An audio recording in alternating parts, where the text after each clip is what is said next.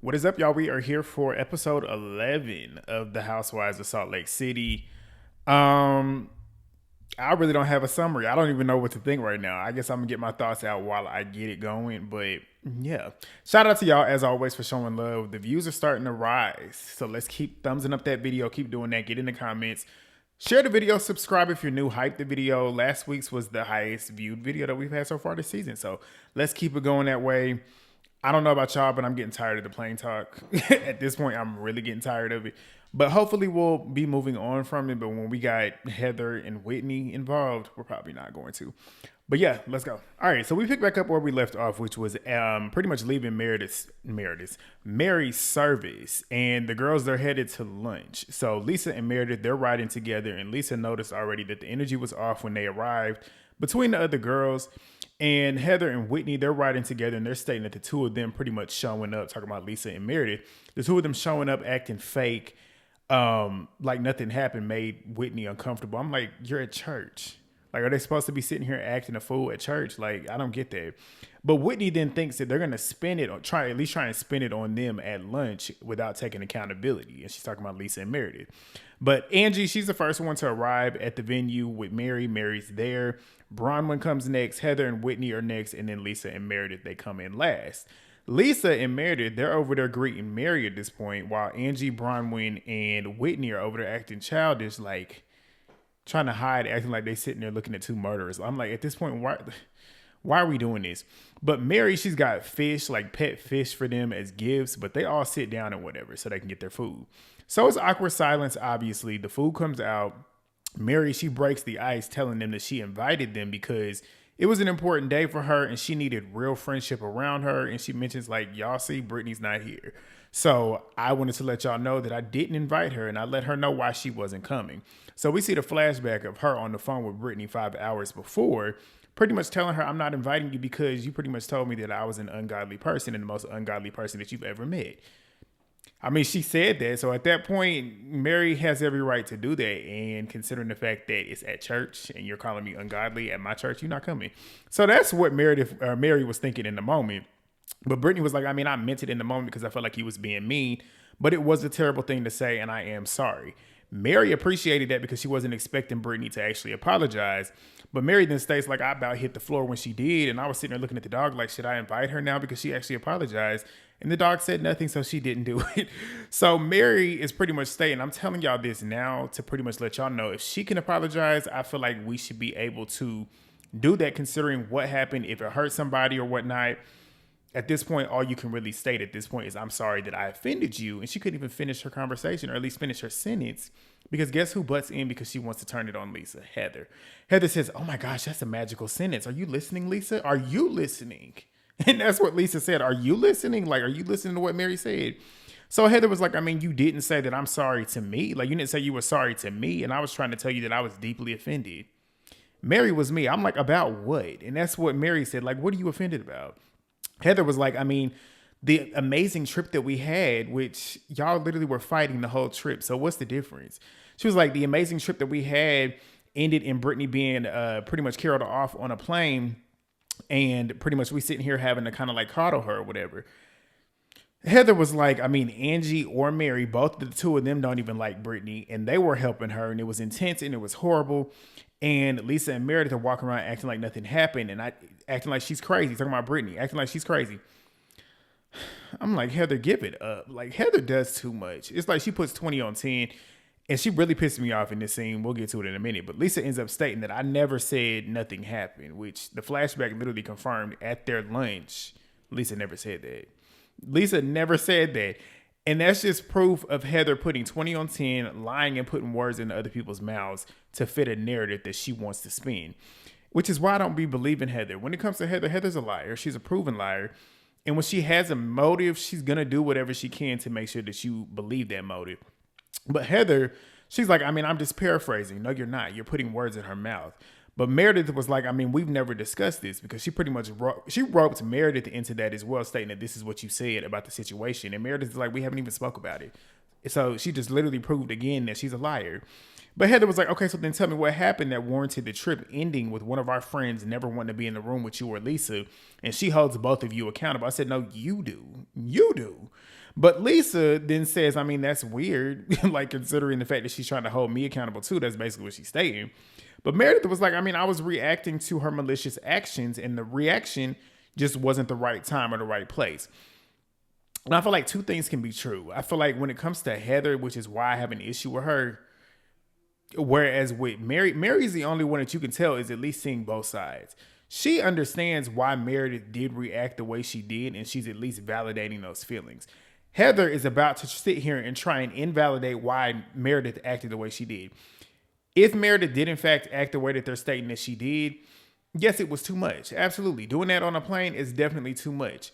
But to sit here and act like she doesn't have a right to act out or at least feel a certain type of way, that's where you go wrong, because she's trying to invalidate her feelings for somebody else literally out here trying to antagonize her based off of her marriage. But yet, Heather can never hold Britani accountable for what she did that led to this whole entire situation. But Heather then states that so much more than wrong place, wrong time. So Lisa then states, I mean, I'm Meredith's friend at this point, and she was beyond upset. And Meredith's like, yeah, I was upset. I was venting to my friend. And Lisa's like, yeah, she was crying. So Whitney was like, I mean, so what I witnessed was something different. Like, you were taunting Britani and calling her names. Lisa says she did not want to speak to Britani. Like, she's maintaining that. Meredith maintains it as well. Lisa was like, she was only talking to me and it was all to me. Whitney was like, yeah, but it was in earshot.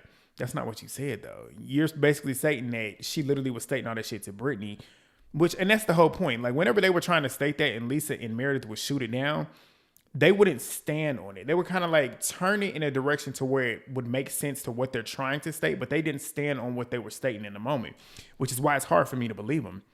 But Meredith then states that she essentially had headphones on, talking about Britani. She had headphones on. She had a movie playing. Like, I don't know how she would hear it. But Whitney then states, I mean, I could still hear you. So Lisa then says the fact that, and she stated this in her confessionals, the fact that they're sitting here trying to exacerbate everything that's happening into something that it really wasn't is some bullshit. And Meredith says in hers, like, I mean, at this point, I pretty much vented to my friend for 30 minutes and now I'm the bad guy. And then Mary says in her confessionals that they all were present and we all heard what happened. And for all of us to be stating the same thing and it's all aligning against what Meredith has stated, it's like, okay, so where are we at this point? The reason why it's hard for me now to believe what Mary just said is because if y'all saw her interviews at BravoCon, she pretty much stated what aligns with what Lisa and Meredith are stating, that they pretty much blew it out of proportion. It wasn't all that what was being stated to be, which is what I was... Because at this point, it's a plane. Like, I just don't see all of this stuff happening on a plane for 5 hours and nobody trying to break it up. Like, that makes no sense to me. So Whitney then starts talking about how Britani's hair was wet and we all had to take care of her because she was terrorized for 5 hours. And Meredith is still maintaining, I slept, I watched 2 movies, so it wasn't 5 hours. So try again. Heather starts to ask her, what movies were you watching? And Lisa's like, we were watching Crazy Rich Asians. And Meredith was like, yes, and that and another movie that I can't recall at this time. So Angie's like, okay, so what happened at the end of the movie? And Lisa's me, because I'm like, why are y'all sitting here trying to interrogate her at this point? And she's like, are we really going to do this right now? But Angie was like, I mean, I usually remember movies that I watch. Sometimes I do. Sometimes I don't. And like what Meredith says, sometimes I don't. Sometimes I'm sleeping at the end of it. It's the truth, especially when you get older. I've noticed that when I get older, if it's a movie that is really not holding my attention, I will fall asleep. And then sometimes I will forget what I watched. Because that literally happened to me with, what was it, Woman is King? I went and watched that movie after I worked all day. And it was like 8 o'clock. The movie theater was super cold. If you don't know, that's the best way for me to sleep. I can't sleep when I'm hot. So when I'm cold, I'm going to go to sleep, especially in a dark room. And then not only that, I was eating too. Like, they brought the food out. I ate the food. I already had the itis too. I was gone, knocked out. But Heather then states there was a big ending at the end of the movie. So you don't remember what happened? And Meredith's like, no, I don't remember what happened. So Heather then asked Lisa, since you watched Crazy Rich Asians, what happened? And Lisa was like, I mean, and she ends up answering it. For the most part, because Bravo pretty much put a check X every time she got something right. They checked it. Every time she got something wrong, it was an X. She got most of it right. But Meredith was like, I mean, so obviously I fell asleep before the end because at that point I don't even remember that happening. But Whitney was like, so you were sleep talking because I was awake the entire flight and I could hear you. I said, oh, really, Whitney?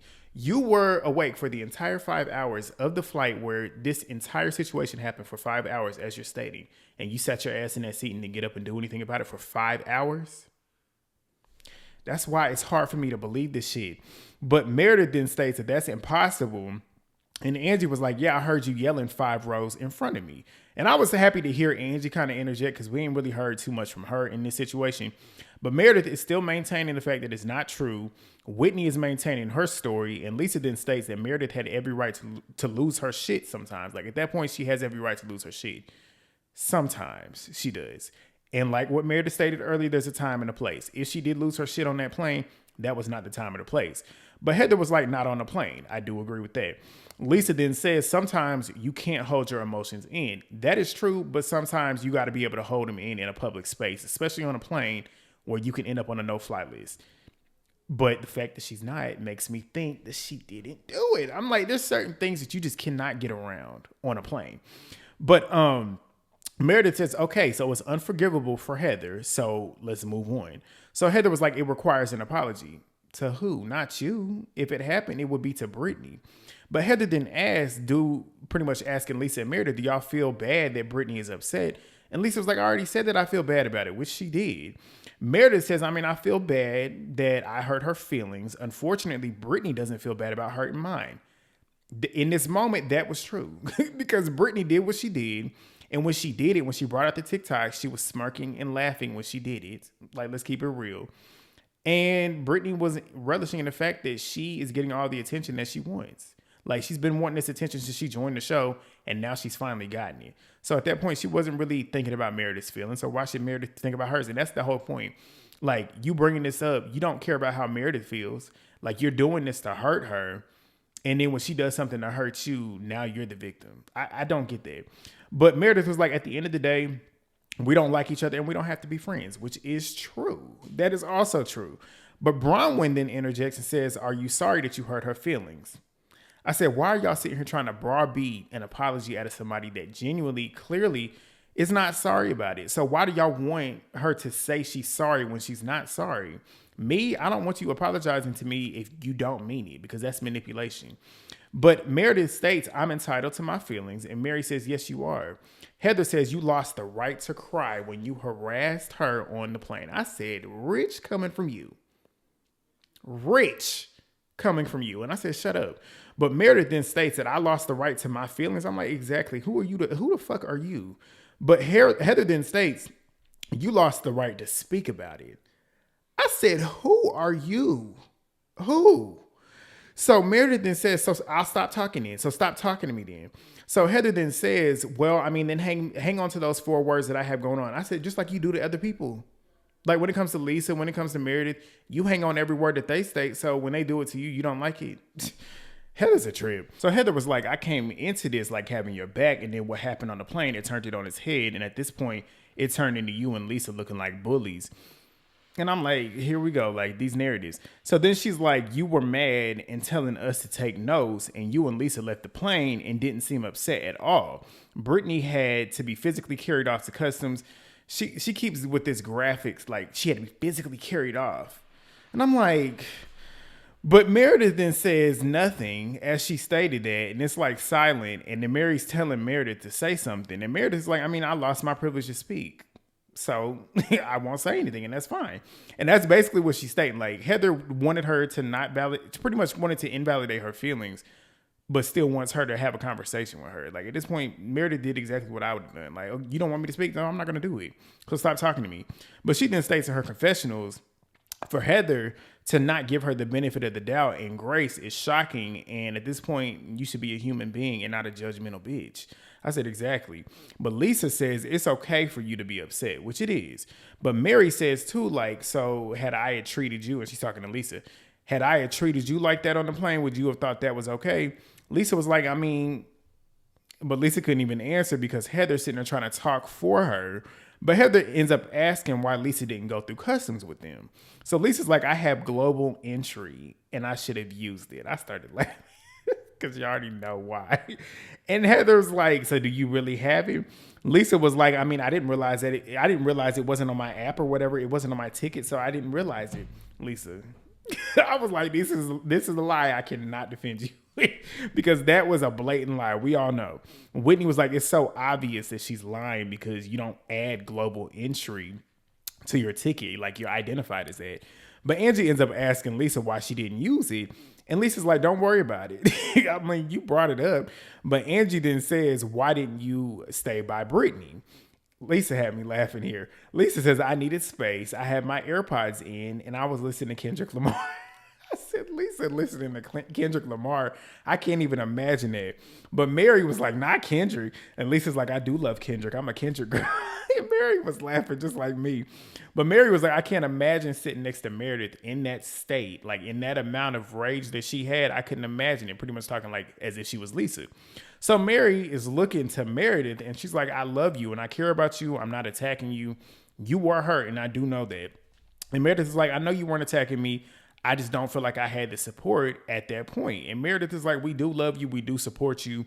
Angie was like, I mean, I supported you in that moment. I didn't like what Britani had did to you. Everybody would agree in that. And Heather was like, I mean, Meredith, if Heather picked, Meredith, she says that Meredith said, if Heather, talking about me, if I picked Britani's side when you were hurting, we were done. Meredith is like, I never said that. I didn't say that. I said it was noted if you were to do that. So Heather then states too that that's what Britani has said. Pretty much that's what Britani has said to Lisa with siding with Meredith. Meredith says, no, Britani threatened Lisa saying that pretty much like, I'm going to come for you if you do go with Meredith and you don't agree with me. And Lisa was like, no, she said that she was going to have a problem with me. But Lisa then states one thing that Meredith did say in a classy way was that it's either Heather or Britani. Meredith says, no, I didn't say that. Heather says, thank you. So Angie ends up asking if it ever occurred to Meredith that some of the things that her friends are saying might have actually come out of her mouth because she was emotional. And Meredith is like, I mean, I know what I said. Like, I don't need y'all to tell me what I said because I know what I said. She's standing 10 toes on it. So at that point, I can't even be mad at Meredith. But Angie then says why Mary, Heather, and Whitney have the same stories, which do they really though? But also their stories are different from the one that you have. So pretty much saying like 3 people are stating this against your one word. So at that point, why would you think that we would believe otherwise? So Lisa was like, I mean, let's stop playing Clue and just state, okay, they don't like your behavior. They don't like the way that you acted, bottom line. And Mary was like, yeah, so at that point you didn't stop. And the fact that you don't even remember what you did is concerning me. So Meredith was like, I mean, I do remember it. And she still maintains the story that she had, but they continue to go back and forth. And this is where I was like, I'm tired of this conversation because they kept going back and forth, same conversation, same result. Meredith then states to Whitney that she knows what she's saying behind her back. Like, I know what she's saying behind my back. I said, oh, really? So Angie was like, I mean, she's not saying anything behind your back. And Whitney was like, yeah, I wasn't. I was just concerned about what happened. So Meredith then states, I mean, then I guess I have misinformation then. I said, And then the camera starts panning to Bronwyn. I said, go figure. Whitney then says, there's only one person that I talked to. And at this point, she's looking at Bronwyn because she already knows it's Bronwyn. And Bronwyn's looking at the ground.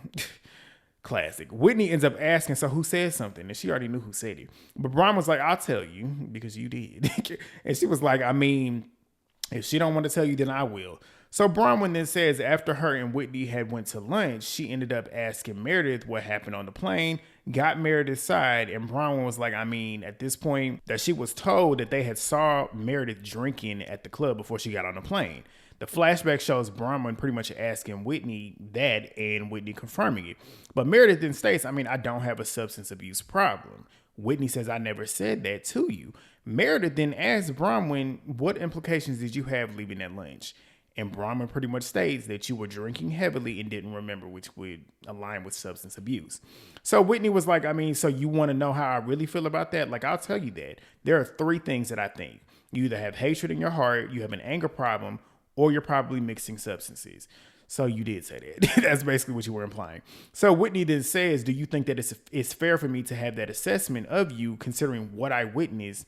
And Meredith is like, I mean, I don't believe what you witnessed because you're a known liar. Bronwyn then says, it sounds like you were wrong on the plane, talking to Meredith. I've tried to be supportive of you and have your back, but you just outed it at the table. I said, Bronwyn,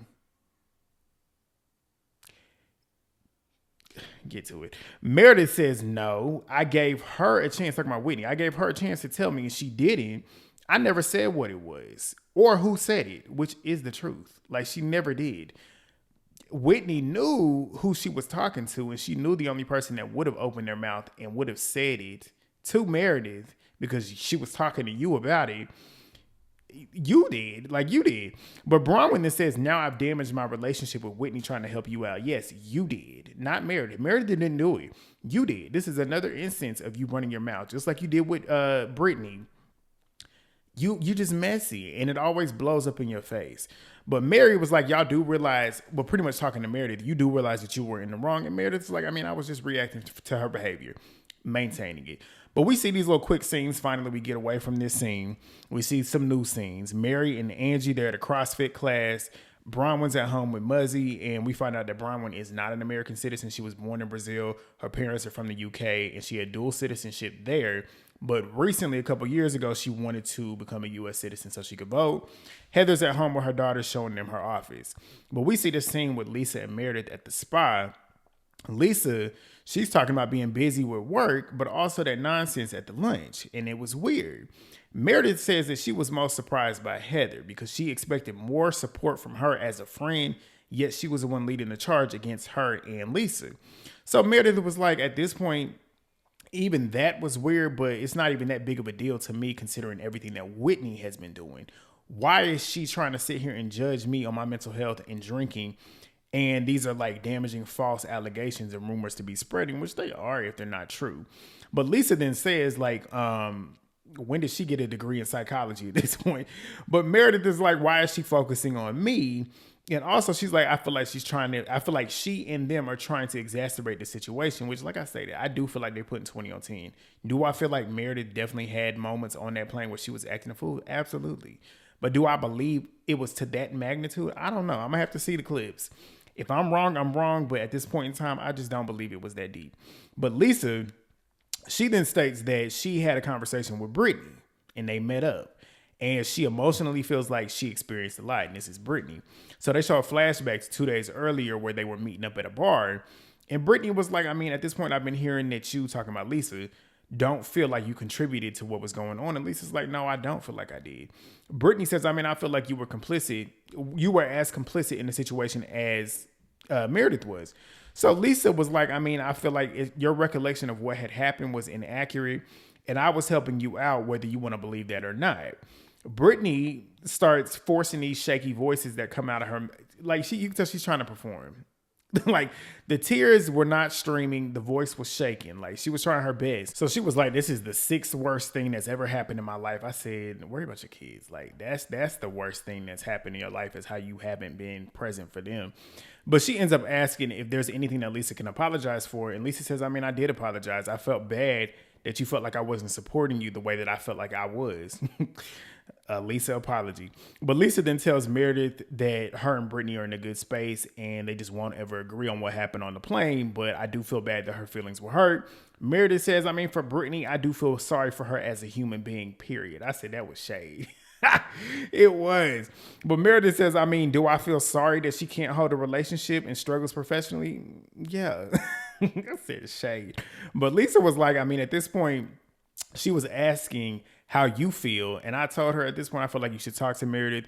And Meredith says, I'll be happy to talk to her. I said, interesting. We see a scene with Whitney driving a U-Haul to Heather's house, where we see that Heather has a 20-year-old mattress that she's been keeping because of her marriage. They looked like they had shit stains on it and whatnot. I said, but they start driving and they're talking about Meredith and Lisa, of course. And Heather was like, Meredith has been a solid relationship and friendship for me. We've never been at odds at this point, and I've never been in a situation where I couldn't defend her. But now it's gotten to the point where we're at that point now, and I don't know where our future stands. But Whitney was like, it's at the point now where she's always looking to point blame at anybody, basically stating that Meredith is trying to avoid accountability. But I'm genuinely concerned for her, and it's at the point where I'm genuinely worried about the fact that she might have possibly blacked out and doesn't remember what happened. And at this point, it's reminding me of my dad. So Whitney starts talking about her dad and whatnot and the experiences that she had with him battling addictions. And she was like, the experiences that I've had is because of alcohol, drugs, or prescriptions that you shouldn't have used. So Meredith not taking accountability is setting a trigger because of me dealing with addicts in my life. And my dad never had a problem either. I said, this is damaging. This is not friendship type shit. Like, you don't do stuff like this, making these accusations about your friend on camera, Whitney. But Whitney then states that she never would have told Bronwyn her concerns for Meredith if she knew that that little coward talking about Bronwyn would run straight to her like a venomous snake. I said, now you should have known how Bronwyn gets down. Like, you should have known. But we see Brittany and her daughter at therapy. And Brittany was like, I mean, that plane gave me clarity on what I need to focus on. I said, that's what gave you the clarity, not the conversation that you had with your daughter. That should have given you the clarity. This is why I don't feel bad for Brittany. Stuff like this. But her daughter, Olivia, she talks about how essentially we weren't her priority. Like, we were not her top priority when she got married to her second husband. She was more of a mom to her stepkids because it felt like she was trying to prove herself to her husband so that she can get more love from him. I said, that's trifling. That is trifling.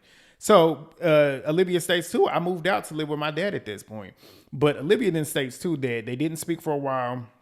She Brittany put all her energy into her stepkids and celebrating their wins, but not even her own biological kids. I said, Brittany, this is why I can't like Brittany. This is why I can't do it. But Olivia then states that she'll find herself wanting a relationship with Brittany, even though everything that had happened, obviously because that's her mom. But she says too that my brain is telling me that I'm going to get hurt. I do believe that, honestly. I hate saying that, but I do believe at the end of the day, the person that's going to be hurt is Olivia. But Brittany states that she wishes that she could tell her that she's learned and grown, but like essentially I would never do this again. And I'm like, the only way that you can really tell her to make her believe it is change behavior. Words don't mean shit when you've literally told her the same thing over and over again and the same shit happens over and over again and there's no change behavior. That is what's going to actually get through to your daughter, is seeing that you actively are trying to do better and be present in her life and be a mom. That's what's going to change it. That's what's going to make her believe you, not words, especially now that she's a grown woman. Like, Olivia's not a kid anymore. You might have been able to get away with stuff like that as a kid or with a kid, but that's a grown woman. You've already done your damage when she was a kid. And now that she's an adult, it's going to be harder for her to believe anything that you're stating. But the therapist is pretty much like, it's trauma. And I feel like at this point, even if it's changed, it's going to be hard because at this point, it's still going to feel the same because of the trauma. But she ends up asking, like, what's the number one goal that Brittany has? And Brittany's like, it's not even about me. It's about the fact that I want Olivia to have what she needs to move on. And I'm like, she already told you what she needs. And that's just for you to show up. Like, stop putting Jared and other men over your kid. Like, that's the crazy part. But the therapist pretty much states, too, that you're also just as deserving as her to move on and heal.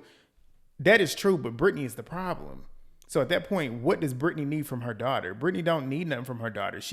Her daughter needs Brittany. Like, that's what it is. But Olivia states that I feel the same way because I feel like I've lived so many years feeling like I wasn't lovable and letting people get close. It's hard because I feel like they're going to leave me once they get to know me. And I'm like, that's Brittany's fault. Like, it's all Brittany's fault. But the therapy ends up asking Brittany if she's forgiven herself. She starts crying, saying that she didn't and hasn't. And the therapist ends up asking Olivia how she feels hearing that. And Olivia obviously says that's reassuring because at that point, I didn't realize that she actually felt like she was doing something wrong. And to hear her pretty much state that she does feel like she did something wrong and she can't forgive herself, that's kind of accountability. And that's making me feel a little bit better. But we see Bronwyn out with Muzzy and Gwen. I like Gwen. Gwen got a good head on her shoulders. Gwen's talking about wanting to move to Portland and wanting to experience new experiences. AKA, I want to leave Utah. I'm ready to go on my own and live my life, as she should. But Muzzy said that's a wise woman, which it is. But Bronwyn then starts talking about how Gwen is more excited about spreading her wings than she was at her age. And Bronwyn starts talking about how Muzzy, like, she's telling Muzzy, you're going to be staying with me forever. Muzzy starts talking about how she also is not ready to piece them out right now, but at this point she knows that she needs to find her own place. You do. Absolutely. But Bronwyn starts joking, stating like, is it Ty? Because I can get rid of him. Muzzy starts laughing, talking about something. I think he's going to get rid of you.